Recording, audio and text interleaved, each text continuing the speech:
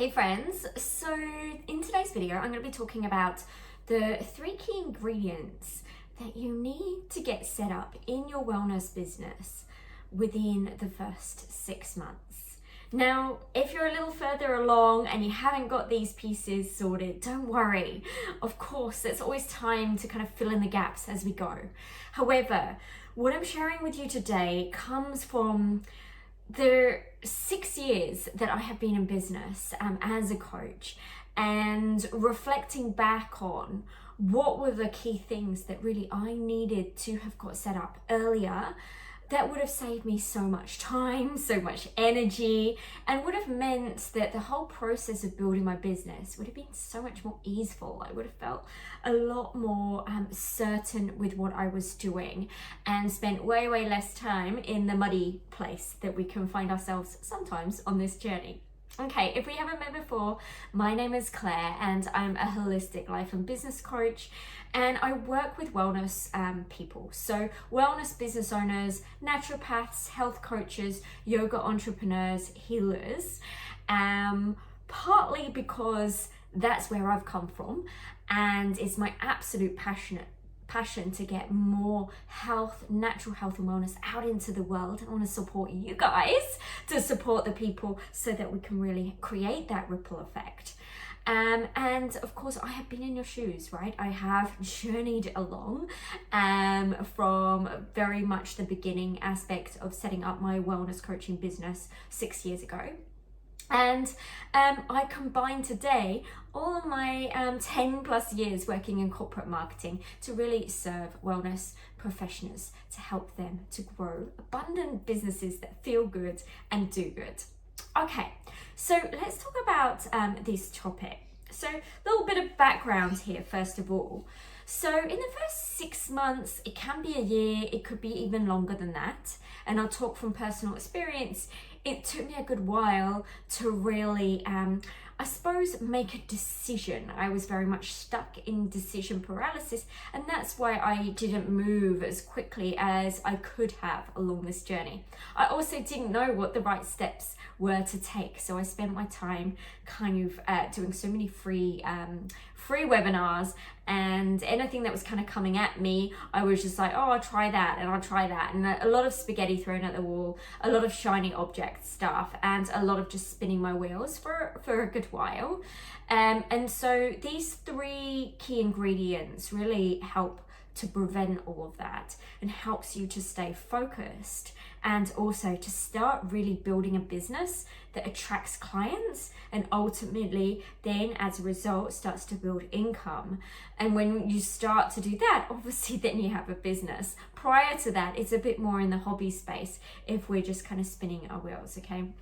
So a little bit of background in terms of maybe where you may be finding yourself right now. So within the first sort of year of having a business, even longer than that, you'll be in this place where you'll be sometimes feeling into a whole lot of emotional stuff, and other times you'll be taking action, but you may be in a place of overwhelm. Now, let's break this down a little bit more. So some of the emotions that come up when we're first starting our business are things like, you know, what will other people think of me? You know, you might be writing posts and be kind of concerned and worried about what your mum's gonna say, or what your friends or your ex-boss is gonna say, yeah?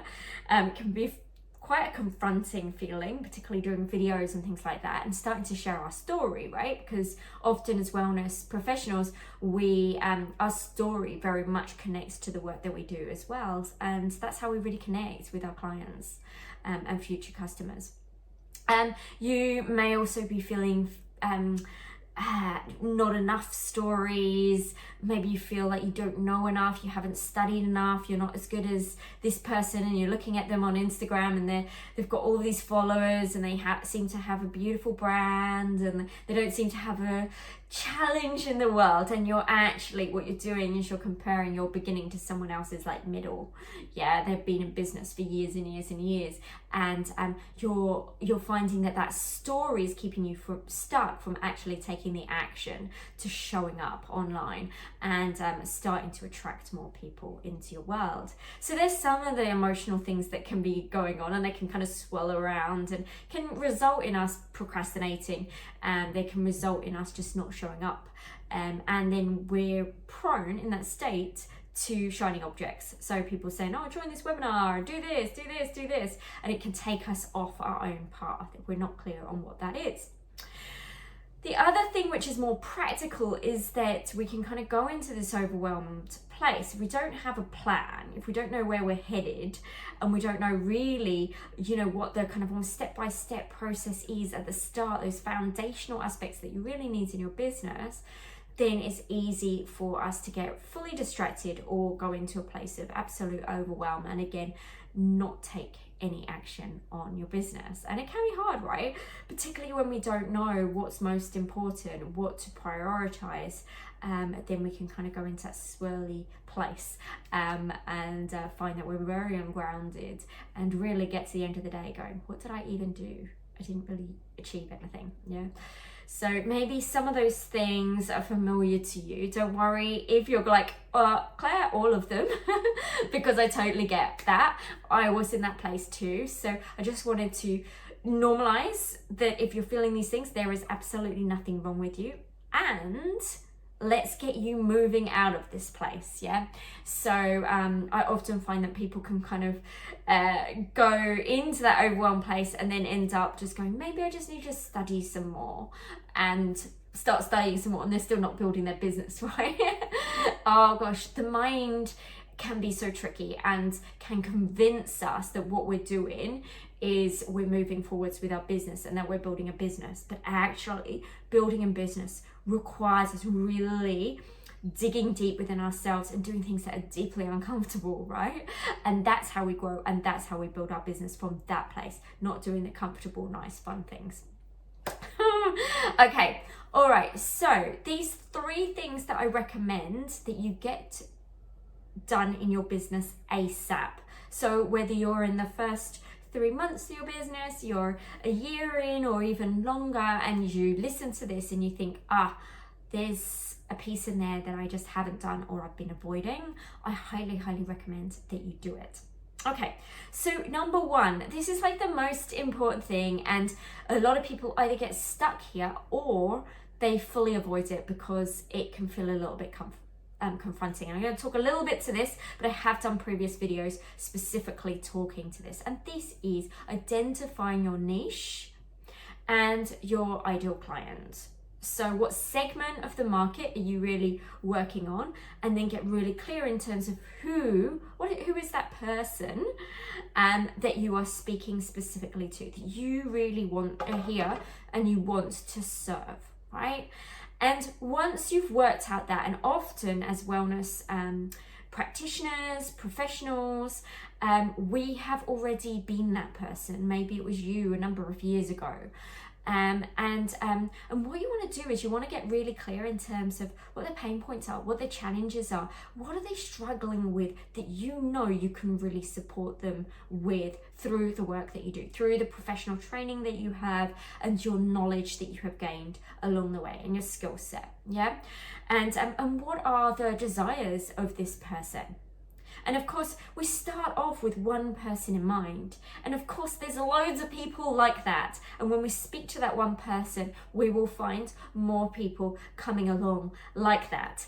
And that's how we do this. Now, what I find can come up when I work with clients or I'm talking to people within this industry, types of things that come up where there's resistance and people don't want to go there is people feel like, but if I, niche down and identify as our ideal client, then I'm not serving as many people.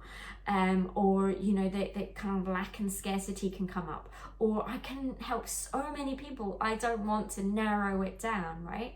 But in the online world, if you are doing this job, this career online, you need to niche down. You need to get really clear on your ideal client, because otherwise you just get lost in the noise Because if we're jumping from place to place, we lose people, and people are not interested in us talking one day about one topic and then the next day about something completely different. They'll just switch off. Okay, if you are someone who's just started and you're like, I don't even know who my niche is, don't worry about it, or my niche is, or my ideal client is, don't worry about it. Just start coaching people, and through the act of coaching and working with people, if you're a naturopath, just doing your one-to-one one-off consults and things like that, that's a great way for you to get a feel for who is it that I really love working with and how can I really truly support them. That's really, really important. But you may have finished your qualification, or you may have worked with people for a while and you already know this. Then take the time to start to get really clear in terms of what the pain points, challenges are, and what the person's desires are. And one of the things I work with clients on is we look at kind of mess to magic. So what's the kind of messy place that someone's in, and where is the magical place that they want to get to, and then how does my program help support them go from place to place. You can also use all of this information in your marketing as well. Okay, number two. So number two is about attraction. It's about awareness. It's about attracting more of your ideal clients towards you and making people aware that you exist and how you specifically can serve and help them. So I recommend choosing just one social media platform to concentrate on at the start.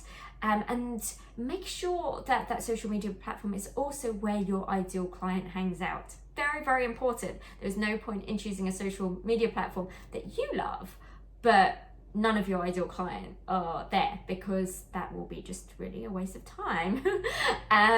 Okay, and so the types of things that you want to be talking about on a weekly basis are things like sharing your stories that relate directly to your ideal clients. So talking about your journey of the types of things you struggled with and how you worked through those, that can be so powerful in helping people to feel less alone, and also positioning yourself as an expert.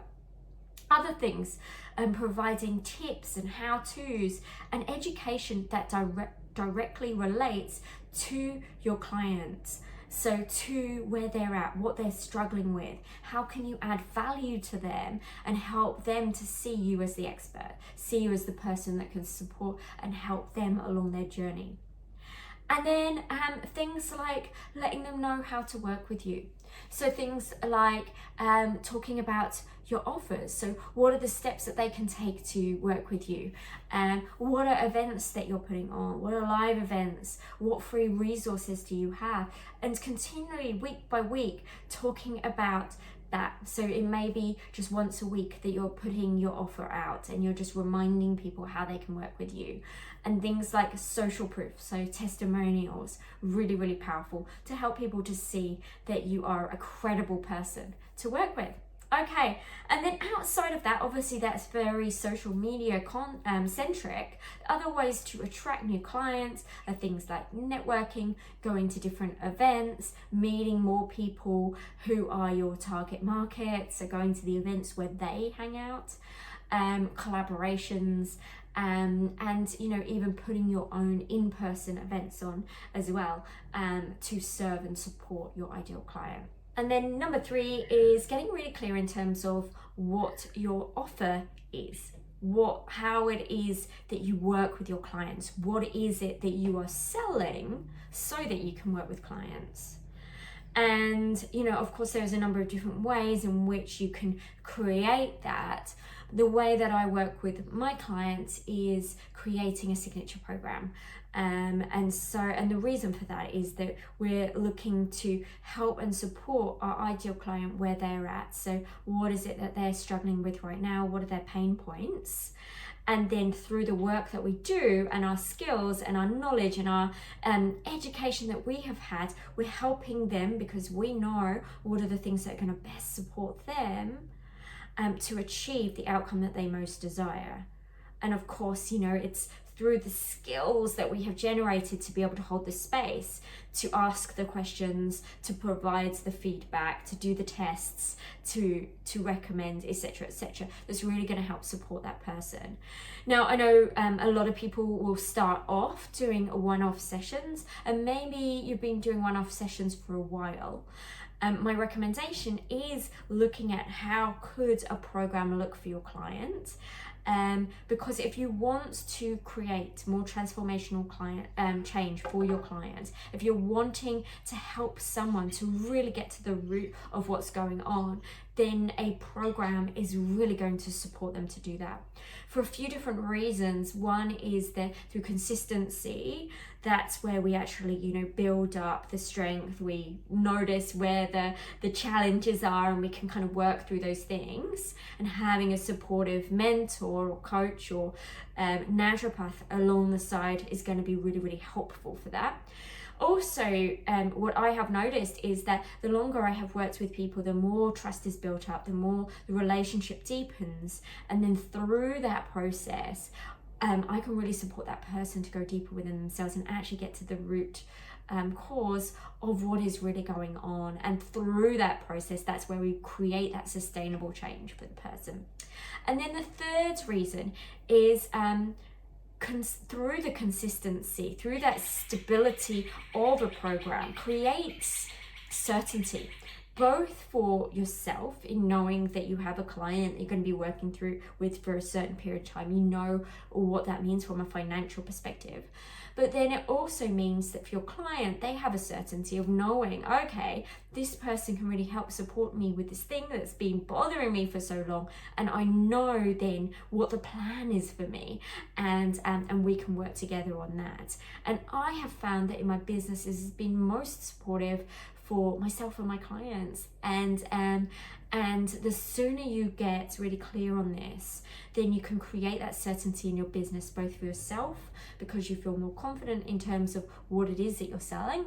And also when you speak to clients, they're able to really understand, why and how you can really support them. I really trust and hope that this video has supported you. If you have any questions, or if you have an aha that's dropped down, I would love you to pop it into the comments. I love to hear from you, and have a beautiful day. Bye.